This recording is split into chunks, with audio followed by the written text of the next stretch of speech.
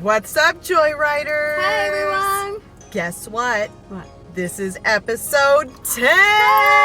Woo! 10 in the house! We made 10 videos and people are watching. People are still watching. Oh my People God. are still caring. I love you guys.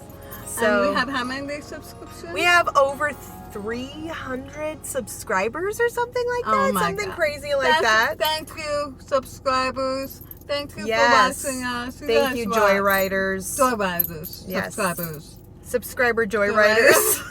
Okay, so it's been a little while since we have chatted with you guys. Yes. And I think the last thing I posted was an update about you? Sorry, Yes, my yes. hair. I'm sorry She's about fixing my- her. Let her fix her hair. Okay, I'll sorry. talk while she's fixing her hair.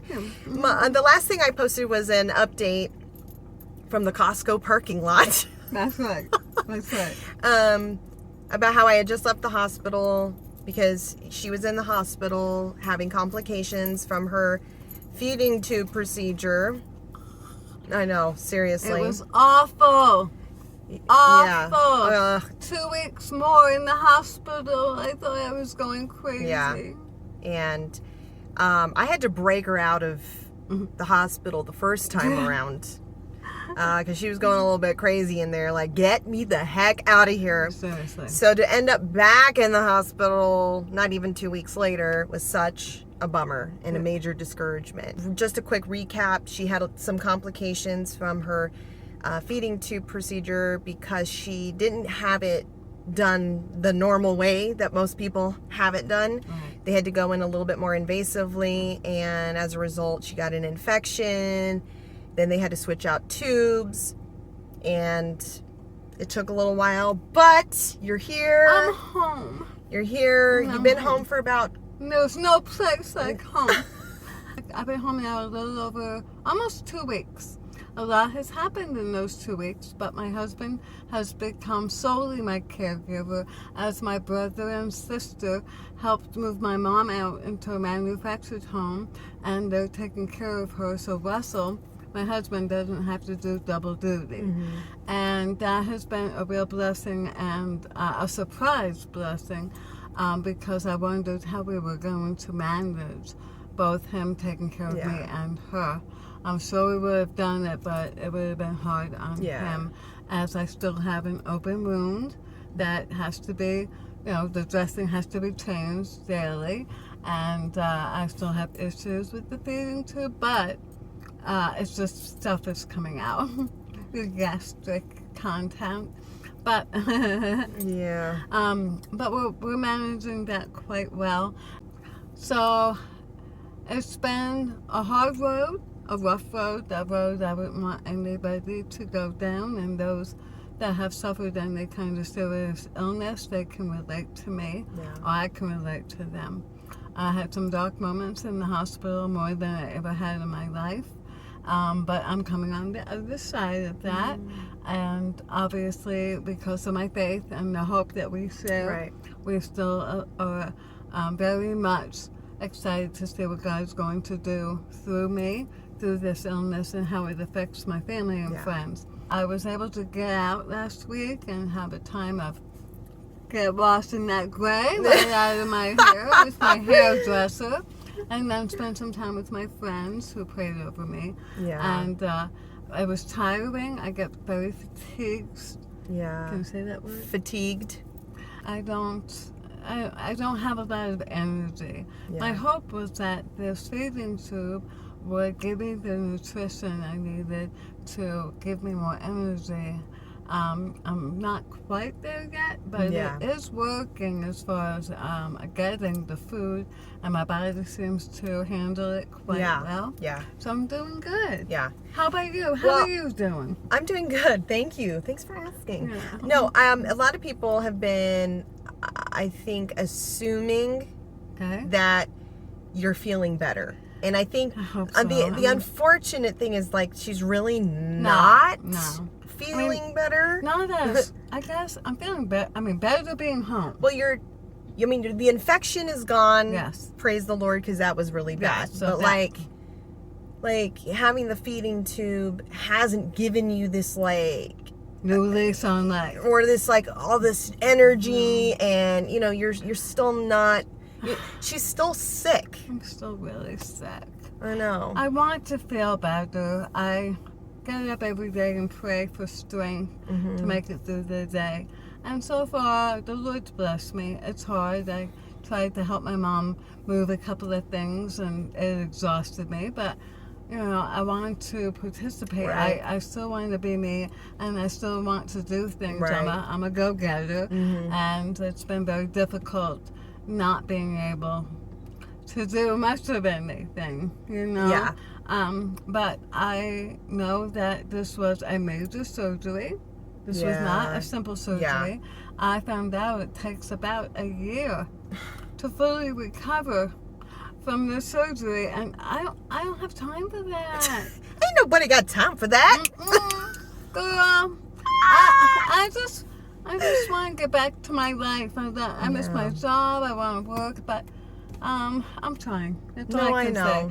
But I've still lost weight. I lost more weight in the hospital and being home. So pray that this nutrition levels off my weight. Yeah. I don't need to necessarily gain weight. I mean, that would be okay. But if I can just maintain my weight without getting all shriveled up and old looking, because I'm getting so thin. Yeah. And I feel like I'm very frail looking. So that's, I think, what most people are remarking about, how thin I am. Yeah. But that's because they always saw me like, you know, pleasantly plump. That's a nice way to put it. Yeah. So I was pleasantly plump. I like that.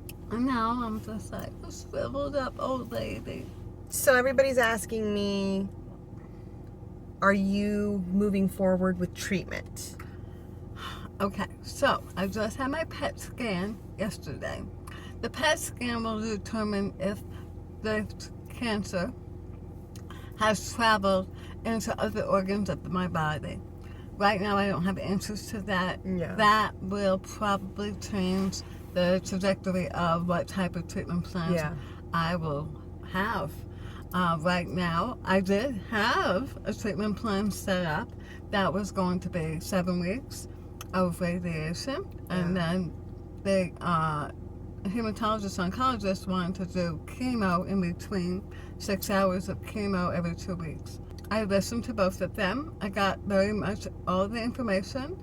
I made my mask that I have to wear for the radiation treatment. Yeah. I had everything ready, and this whole issue with my peg tube really messed things up. Yeah. I don't know yet. I want to be led by the Spirit. I want God to take me and show me what He wants me to do. So I'm going to continue praying. After we get the PET scan, that might give us more answers on what to do. Right. And I'm at peace in taking His direction. But right now, I don't feel like going down that road because it's more pain. And I had a lot of pain in the last month. And almost 2 months now. Since May. Yeah. And I don't want any more pain. That's a good question for maybe for some of our viewers. For those of you that have gone through any type of like illness or injury where you suffered like an incredible amount of physical pain, like how did you get through it? What was the thing that like just kept you going? What was the thing that, you know, kept you moving forward? Because I do think that when you know that you're going to experience pain, there's an incredible amount of fear that comes in and says, I don't want to do anything. I don't want to do this. And when you really got to stop and think, okay, what am I willing to do to fight for my life? Right. Now, I'm not in your shoes. So no, you're not, sister. I am not in your shoes. Your foot is this big and mine's that big. You know, and I'm in a different stage in my life where I've got, you know, a husband and 3 kids, and, you know, they're little kids, and like, you know, what would I be willing to go through and endure more pain if I knew it could potentially mean like I would be better? I don't know. So you're obviously in a different season in your life you don't have little kids at home. I mean, you have us and you have your grandkids. I would hope we would be enough to want to live for, but this is what's called manipulation. I'm totally not trying to manipulate. I'm just trying to understand, like, what causes someone to get to that place of going, I don't want to do this. I don't want to fight. It's because of the pain. Yeah. Period. Yeah. So, this is the thing. If I knew that I was going to face radiation for 7 weeks on my neck, and I wasn't going to experience pain, Right. Right. There was a no-brainer.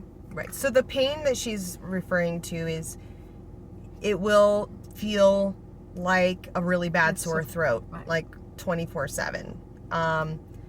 I pray that that's the worst of it, and that there isn't other, but there could be other things that come along with that, but because it's like targeted right to your throat, it'll feel like a really bad sore throat. But there's things that that they, just thinking about it, it's driving me crazy. I know, but they have good pain drugs. I mean, well, see, God. this is the thing. I feel like I was so out of it the last month because they had me That's on so true. morphine and diluted, and I was getting anxious, so they were putting. Yeah.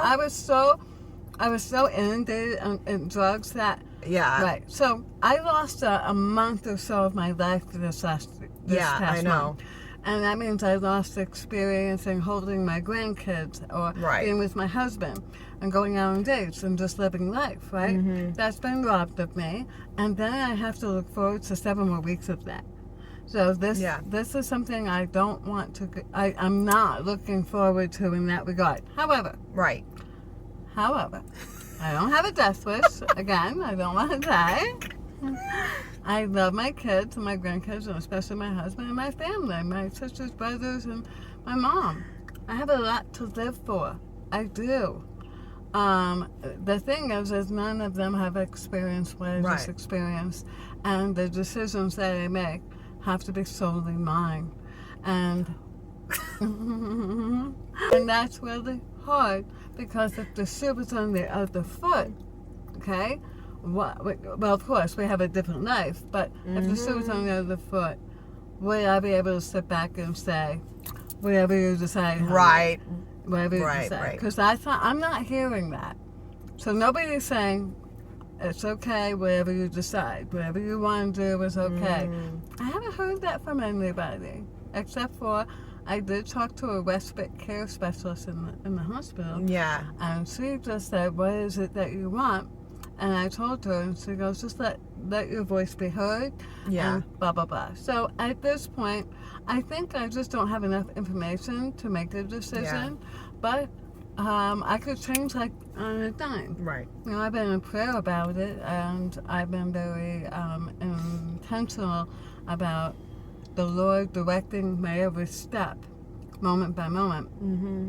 And I'm still suffering right now. I still have an open wound that's going to take about another month to close, and I'm sad about that. And I don't feel yet that I have any strength to take on any other treatments. I just wish I could say I was strong. Like, bring it on, Like, but you're not there. I don't. 2 months ago, prior to this, getting this, I think I could. So sorry. I know that's not the answer you wanted to hear. No, it's the honest answer, though. It's the honest answer, Yeah.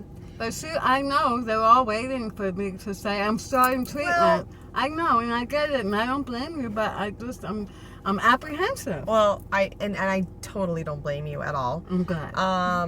As someone that suffers from anxiety, I totally get it. Obviously, a lot of this will depend on what the PET scan reveals. Yes. Because if it's still just isolated to the throat, neck area, the oncologist seems hopeful that radiation should be the only thing you need to take care of it, and that there should be like at least a 96% rate. Yeah, like a really good chance of it completely obliterating this tumor. That's what we need prayer for. And that you're going to have to endure the possibility of having some pain But if it gets rid of the tumor, like, then you look at the scope of your life and you think, well, then that was just a dot on the page. And probably worth it. Probably worth it. Probably worth it. Yes. But I'm just not in the headspace to entertain that right now. Maybe next week I'll be singing a different tune. Yeah. Maybe the nutrition will kick in, give me energy, and make me feel like I can fight this and have the strength to endure more pain. Yeah. But right now, I'm not in the headspace. Right. I can't really say, I want to go have radiation and endure pain. Right. But I might get there. I know Yeah, I sound wimpy. I am the biggest wimp. I will own it. I can wear a sash that say biggest wimp in the world. I have a zero tolerance for pain. I don't want it in any way. Even when they do the little prick for they check your A1C, I'm like, I'm seriously, I cried like a baby in the hospital. I know. Okay? I know. So I may get to the other side. The next story-wise you hear, I may be singing a different tune. Right. If I could sing right now, I would sing, but I'm not in the mood. Well, I think personally, and I'm not a mental wellness expert at all. I thought you were. I think you probably suffered some like PTSD from what you experienced in the hospital, and so I think a lot of that's coming from a place of just trauma. Like, yes. I don't even want to look at a hospital. No. So trauma, I get it. Trauma's a good word. Yeah. I felt traumatized. Yeah. I think that's actually a good Well, it's because it was what you were not expecting that at all. I think when you go in knowing, like, okay, these are the possibilities of what could happen, then you kind of, you can mentally prepare. But when you think you're just going in for a routine type of procedure and it ends up being this nightmare of an ordeal, there's trauma that comes with that and anxiety that comes with that. Yes. And that's where I'm at right now. Right. So let me go away. So the plan is, for my mental health, I have been wanting to go to the ocean and get my feet in the sand and walk along the shore and just get away from hospitals and doctor's appointments and just the hustle and bustle of life, and really just decompress. And enjoy some time alone with my husband, who also has been very angry and upset and watching me, as he said, withering away. He wants to get away.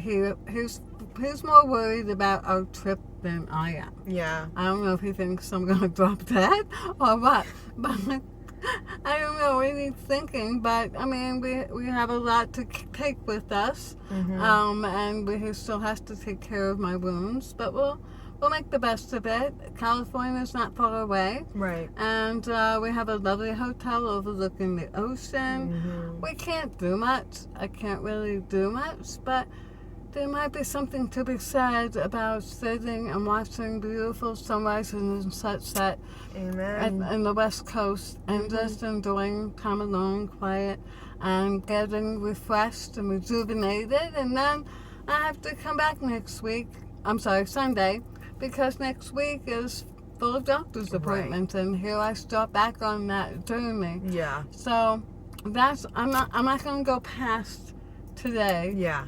In my thoughts, I'm just going to take each day as it comes, enjoy our time in the car on the way to California. We're going to drive, and on the way home. Yeah. And then come back, get the results of my PET scan, talk to more doctors, see what kind of... Hopefully come up with a plan. But I had a plan, but it might be different. Right. And then we'll just do that. And I think... I don't want to look too forward right now. I think that it will cause me a little bit of anxiety. Let's just wait. But in the meantime, one thing I want to say is thank you, everybody, again, for all your prayers, all your words of encouragement, all the cards from all over the United States that I've been receiving. Thank you, all the people that came and brought meals for my husband and my mom while I was in the hospital. Yes, thank you. That really, really blessed our family immensely. And it was above and beyond Yeah. what I think I expected. But Russell was very grateful, and my mom. That was very sweet and kind and generous of you, and I appreciate that. And something to also look forward to is my sister Brittany and her husband Gabe and her 3 beautiful children are going to be visiting not next week but the week after. So there's going to be some good family time and time together, time with your grandkids that you don't get to see as often anymore. And all the cousins hopefully getting together and just enjoying some time together, I think will be something that will be soothing to the soul. And bring joy and to bring my joy. heart. Bring joy. Through all of the dark moments in these last few weeks, how have you been able to find joy? My only, I want to use the word rescue. I felt like God rescued me from very dark thoughts. I know better. I have a very strong faith, but I found myself having thoughts that I never thought before. And I'm a cup half full kind of gal, but I wasn't feeling very much like that in the hospital. But I know to catapult myself into the presence of God, which I had to do many times, and I would either listen to a teaching by either our pastor or Pastor Skip Heitzig or other pastors, if wherever I could find on my phone. I would listen to worship music. It brought a lot of tears, but it also was very balming. It had a balming effect at the same time. So what that did was shifted gears for me, so I didn't stay in that dark place for very long. And every morning I would listen to worship music, and I'm finding myself crying. I mean, I've been very emotional more than ever in my life, and I cry a lot, but it's still a soothing, has a soothing effect. And I believe in my prayer and hope is that will bring some healing to my heart, and obviously joy back into my life, so that I'm not entertaining those thoughts anymore. No, I think it's good to share that, because I know there's people watching this that are going through their own dark times and moments, and maybe even feeling like, God, where are you? Like, God, do you even love me? I mean, why are you allowing me to go through this? And so it's we talked about how you feel like Job. But I love that verse where it says that he has tested me, and when I come through this, I will be like gold. And I think that is an incredible, powerful verse, talking about, like, as we come through trials, the idea is that our faith becomes stronger. Refined.